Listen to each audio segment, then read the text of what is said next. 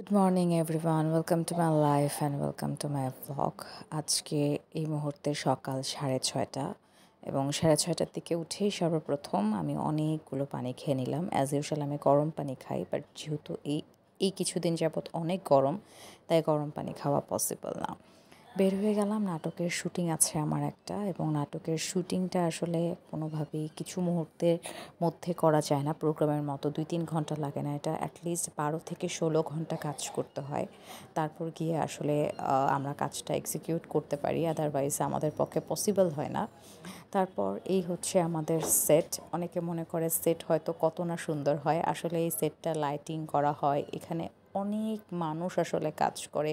শুধু স্ক্রিনে যাদের দেখা যায় তারা কাজ করে না, পুরো এন্টায়ার একটা টিম থাকে। স্ক্রিনে তো হয়তো 5-6 জনকে দেখা যায়, কিন্তু এই 5-6 জনের বাহিরেও যে কত মানুষ কাজ করে এটা আসলে বলে বোঝানো যাবে না।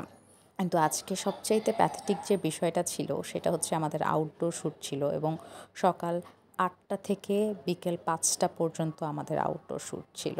কিন্তু আমরা অনেক মজা করে কাজটা করেছি, এটা সবচাইতে শান্তির একটা ব্যাপার। এবং এখন সন্ধ্যা 7টা বাজে, আমরা এই 7টার দিকে হচ্ছে দুপুরের খাবার খাচ্ছি, এবং আমি সবাইকে বলছিলাম তবারক কে কে পেয়েছে, তবারক কখন পাবো, এরকম একটা ব্যাপার। ফাইনালি খাওয়া দাওয়া শেষ করে আবার হচ্ছে আরেকটা শটের জন্য রেডি হলাম।